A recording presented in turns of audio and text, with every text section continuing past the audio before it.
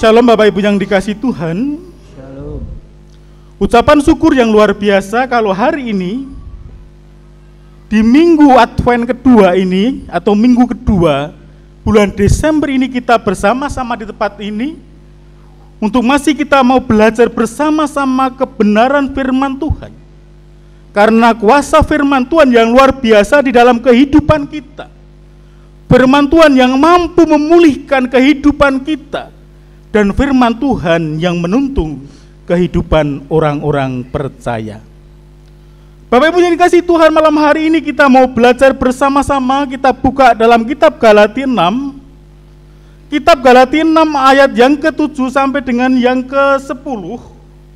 Demikian firman Tuhan. Jangan sesat, Allah tidak membiarkan dirinya dipermainkan. Karena apa yang ditabur orang itu juga yang akan dituainya. Sebab barang siapa menabur dalam dagingnya, ia akan menuai kebinasaan dari dagingnya. Tetapi barang siapa menabur dalam roh, ia akan menuai hidup yang kekal dari roh itu. Janganlah kita jemu-jemu berbuat baik, karena apabila sudah datang waktunya kita akan menuai, jika kita tidak menjadi lemah. Karena itu, selama masih ada kesempatan bagi kita, marilah kita berbuat baik kepada semua orang, tetapi terutama kepada kawan-kawan kita yang seiman. Bapak Ibu yang dikasihi Tuhan, malam hari ini saya mengambil tema kebaikan sebagai buah dari pertobatan. Mengapa kebaikan sebagai buah pertobatan bagi orang-orang yang percaya? Kita akan bersama-sama Nats ayat malam hari ini diambil dari Nats ayat 9. Janganlah kita jemu-jemu berbuat baik, karena apabila sudah datang waktunya kita akan menuai jika kita tidak menjadi lemah. Ayat sebelumnya dinyatakan di situ dikatakan jangan sesat. Allah tidak membiarkan dirinya dipermainkan, karena apa yang ada yang ditabur orang itu juga yang akan dituai. Kalau bahasanya gampang adalah tabur tuai. Mengapa Allah tidak membiarkan dirinya dipermainkan? Karena kuasa firman Tuhan dan kuasa Yesus Kristus itu ada kuasa yang luar biasa. Siapapun yang menyebut nama itu Yesus, itu ada kuasa yang luar biasa dalam kehidupan saya dan panjenengan semua. Makanya dikatakan jangan sesat, Allah tidak membiarkan dirinya untuk dipermainkan. Bapak Ibu yang dikasihi Tuhan, kata pertobatan dari seruan pertobatan seringkali kita dengar. Bahkan beberapa kali harus ada pertobatan orang Kristen, harus kamu bertobat dan sebagainya. Demikian pula dalam masa Advent yang kedua ini, kita juga berbicara tentang pertobatan agar kita tetap sadar bahwa sangatlah penting arti dari pertobatan itu sendiri. Bapak Ibu katanya asing kang dipun tersani Gusti. Sampun mapinten-pinten kita matur bilih pertobatan menika kados pundi. Pertobatan adalah sesuatu hal yang telah dilakukan dan mengaku salah di hadapan Tuhan dan itu tidak akan melakukan lagi. Itu dari arti pertobatan dalam kehidupan kita. Dan puji Tuhan, jikalau panjenengan dan saya sudah tersentuh dan secara sadar kita berani mengakui setiap dosa-dosa kita untuk kita bisa bertobat. Ini luar biasa. Bapak Ibu yang dikasihi Tuhan, pertobatan bukannya hanya sekedar berubah saja, namun juga harus berbuah. Pertobatan menika kedah berbuah. Adapun buah pertobatan itu banyak sekali. Apa buah-buah pertobatan? Sekali lagi saya katakan bahwa bertobat bukan hanya sekedar berubah, tetapi meninggalkan apa yang sudah dilakukan, bahwa itu keliru. Tetapi kalau dalam kehidupan kita sekarang wis kapok ning mung kapok lombok ya, itu bukan arti pertobatan yang sesungguhnya. Iya nek dikandani aku wis kapok tenan. Aku wis rarek wani karo wong tuwa, aku wis rarek nampar anak, aku wis rarek ngini dan sebagainya. Ning sing ngilekke sing mungkur tiba leni. Ini bukan pertobatan. Bapak Ibu yang dikasih Tuhan, di dalam arti pertobatan adalah ada beberapa hal di sini. Kalau kita baca atau kita buka dalam Galati 5 ayat 22 dan 23, demikian apa yang sebenarnya arti dari pertobatan itu. Kalau sudah ada pertobatan dalam kehidupan kita, di ayat 22 dikatakan, tetapi buah roh adalah kasih, buah roh adalah sukacita, buah roh adalah damai sejahtera, kesabaran, kemurahan hati, kebaikan dan kesetiaan. Dirungok kewe rasanya penak banget. Buah dari pertobatan tadi, buah dari roh yaitu ada kasih, ada sukacita, ada damai sejahtera di dalam kehidupan kita, dan ada kesabaran, kemurahan, kebaikan, kesetiaan dan sebagainya. Ayat 23, kelemah lembutan, penguasaan diri, tidak ada hukum yang menentang hal tersebut. Yang luar biasa adalah hukum kasih. Bapak Ibu tangina ingkang dipun tresnani Gusti, inilah buah pertobatan yaitu dari roh kita. Sehingga di dalam kehidupan kita bisa mencerminkan apa itu kasih, apa itu sukacita, apa itu damai sejahtera. Sehingga dalam kehidupan kita tercipta kesabaran, ada kemurahan, ada kebaikan di dalam kehidupan kita. Ini arti yang pertobatan yang sesungguhnya. Ananging kula panjenengan sami mbok menawi tasih bertobat, saya sudah bertobat mengikut Yesus sudah 40 tahun, bahkan 50 tahun, bahkan dari bayi, tetapi hidupnya isih berangasan, gampang nesu, gampang ini dan sebagainya, itu ya nol. Menurut saya belum ada pertobatan yang sejati. Karena jelas sekali arti pertobatan mau sing penak-penak, sing wong ora bakal nyengiti di Galati 5 ayat 22 sampai 23. Bapak Ibu yang dikasih Tuhan, dan khusus saat ini, malam hari ini akan berbicara tentang kebenaran firman Tuhan, tentang buah pertobatan yaitu kebaikan. Karena temanya tadi kebaikan adalah sebuah sebagai buah dari pertobatan itu sendiri. Kebaikan dalam bahasa Yunani adalah agathos husne. Kalau bahasa Inggrisnya kalau enggak salah goodness. Bahasa Jawanya adalah kesainan utawi kabecikan. Bahasa Indonesia tadi kebaikan. Dan juga kebaikan adalah yang dapat diartikan suatu perilaku yang baik atau karakter yang terpuji, keunggulan moral, sehingga dalam kehidupannya itu semua bentuk sikap dari yang menyenangkan hati Tuhan. Nek kula panjenengan sami paring kasainan dumateng sesami kita, menika hati Tuhan juga senang. Ada kesenangan yang luar biasa. Wah, iki anak-anakku membuat bahagia. Kalau bahasanya sekarang sing penting bahagia. Yang penting bahagia, tetapi dalam kehidupan kita orang-orang yang percaya tidak ada pertobatan, yaitu omong kosong. Kalau di dalam kehidupan kita orang-orang yang percaya kita tidak ada buah-buah roh dari Galati 5 ayat 22 sampai 23 tadi, ya apa artinya? Tidak menjadi garam, tidak menjadi terang dalam lingkungan itu sendiri. Sehingga apa? Perbuatan baik itu akan mencerminkan kehidupan kita di dalam Yesus Kristus. Bapak Ibu katanya nasi ingkang dipun tresnani Gusti, maka jika benar-benar kita sudah bertobat, salah satu dari buah pertobatan adalah harus kita berbuat baik kepada sesama.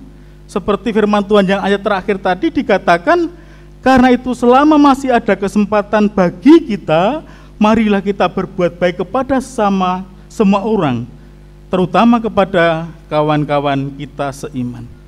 Harus berbuat baik kepada semua orang, harus berbuat baik kepada sesama tanpa memilih-milih siapa itu, siapa orang itu, agamanya apa dan sebagainya.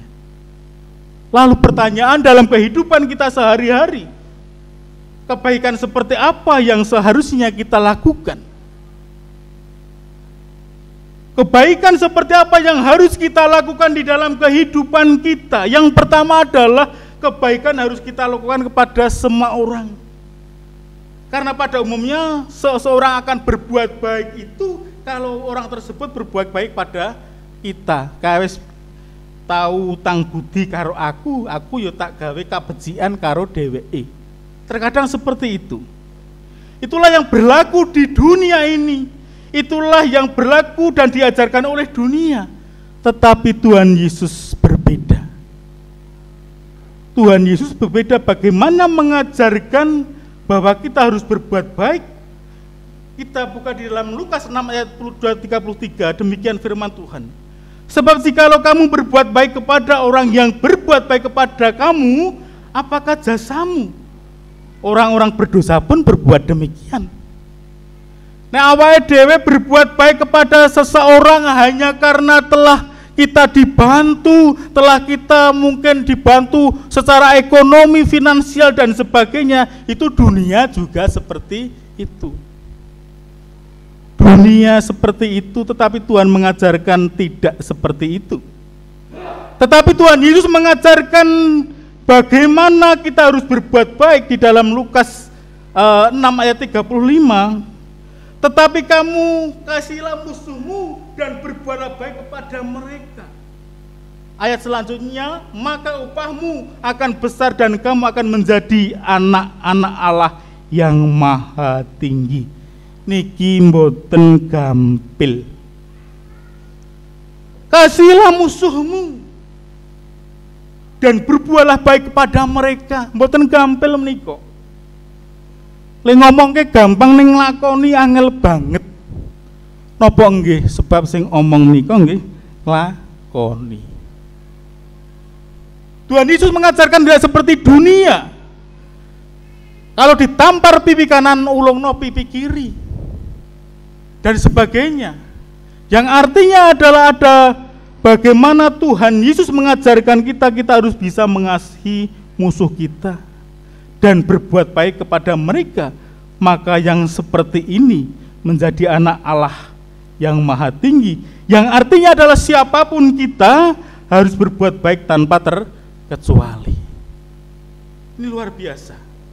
Bapak Ibu yang dikasihi Tuhan, yang nomor 2 adalah kebaikan yang kita lakukan bukan karena kita akan mencari keselamatan seperti dunia.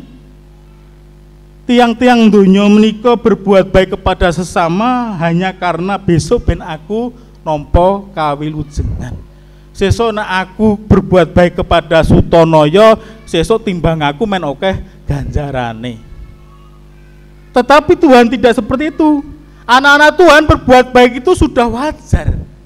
Karena kita sudah menerima keselamatan yang daripada Tuhan itu sendiri, sehingga kita berbuat baik.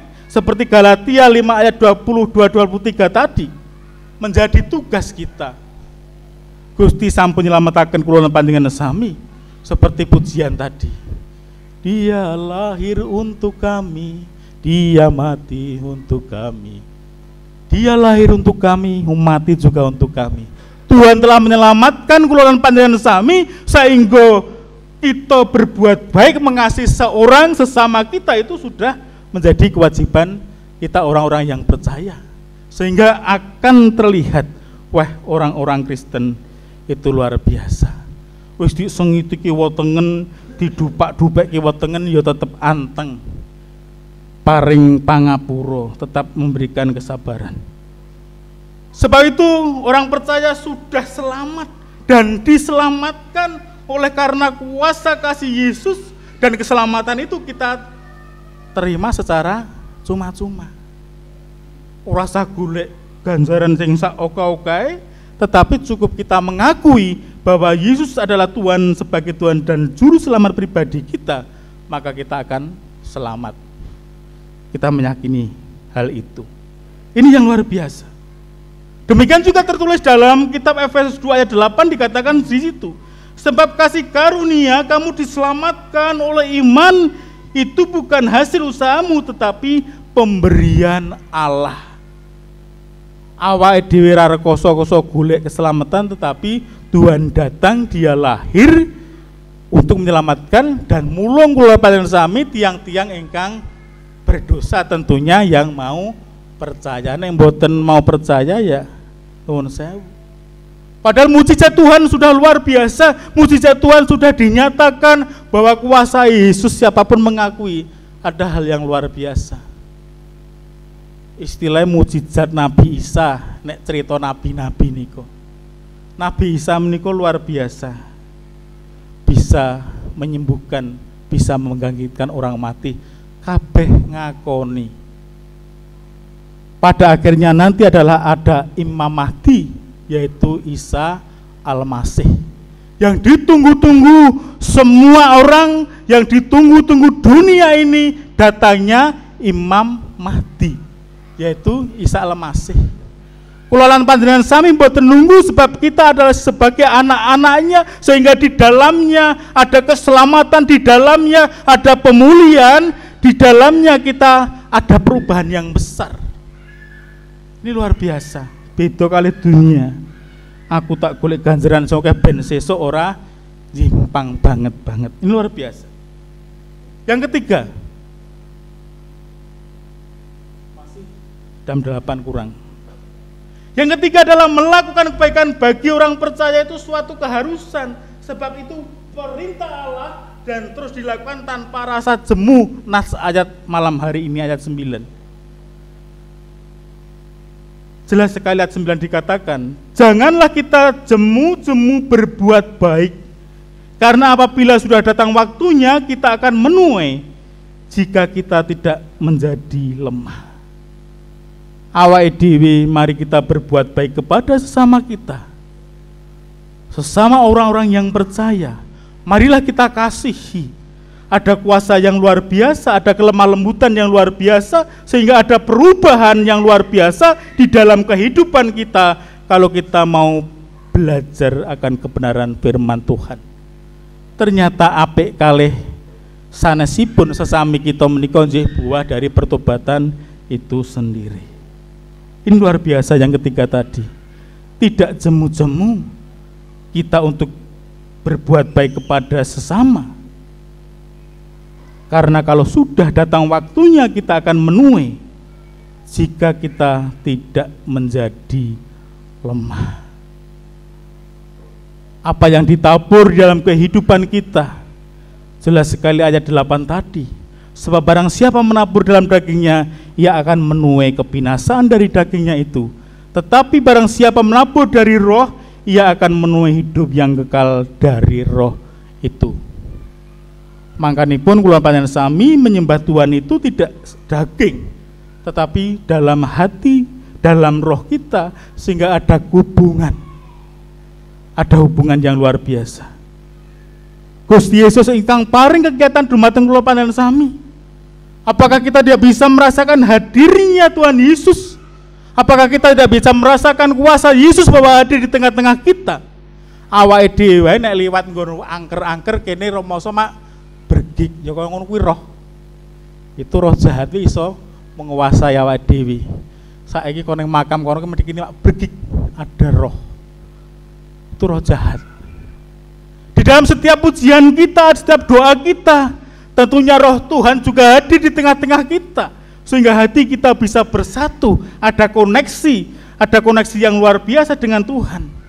Seperti nek liwat medun kono kae wirasane mak begik, mosok kita tidak bisa merasakan kuasa roh. Marilah kita berhubungan intim dengan Tuhan. Di masa Advent yang kedua ini, minggu yang kedua ini, marilah kita belajar bersama-sama. Kita baik kepada sesama, kita peduli kepada sesama. Bahkan hari-hari ini secara duniawi, Semeru telah meletus, ada hal yang luar biasa.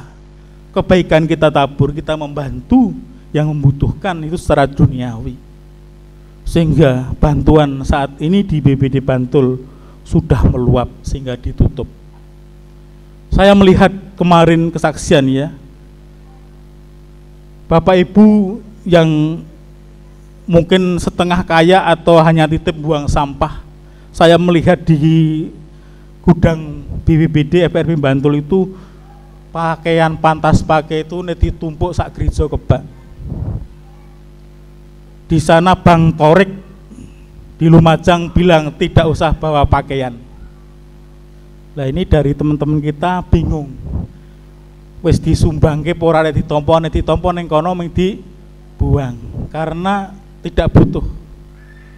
Sebenarnya korbannya itu tidak banyak, korbannya adalah banyak Merapi, sehingga hari ini kita juga persiapan erupsi Merapi.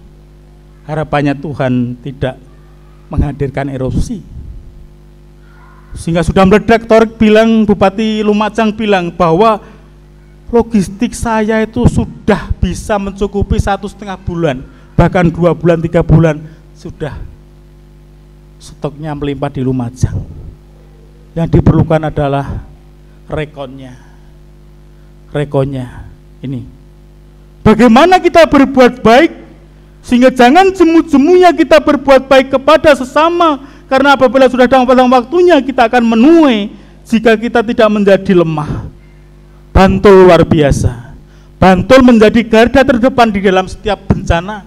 Bahkan kemarin di Lumajang hanya Bantul yang diterima bupati sana. Ini luar biasa. Ada luar biasa kepedulian Pak Bupati Bantul atau Kabupaten Bantul ini, di mana gerakan yang luar biasa. Sehingga mungkin dari wilayah Indonesia itu baru yang untuk sampel plan ya Kabupaten Bantul. Nah, ono bencana gerakannya luar biasa.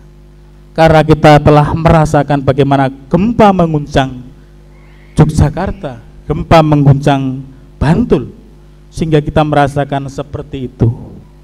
Sehingga sekali lagi Tuhan katakan melalui firman Tuhan, janganlah kita jemu-jemu berbuat baik, karena apabila sudah datang waktunya kita akan menuai jika kita tidak menjadi lemah. Terkadang sekalipun kebaikan itu kita lakukan, seringkali juga tidak dihargai, bahkan disepelekan. Janganlah kita jemu-jemu. Firman Tuhan, janganlah kita jemu-jemu. Walaupun orang tidak menerima perbuatan baik kita, tetapi marilah kita tetap berbuat baik. Karena kebaikan itu adalah bagai air yang sangat menyejukkan, dan juga bagai api yang sanggup menghangatkan kita semua. Tuhan Yesus memberkati kita semua. Haleluya. Kiranya firman Tuhan yang pendek ini bisa menguatkan kehidupan kita, sehingga kita boleh menjadi kuat. Tuhan Yesus memberkati kita semua.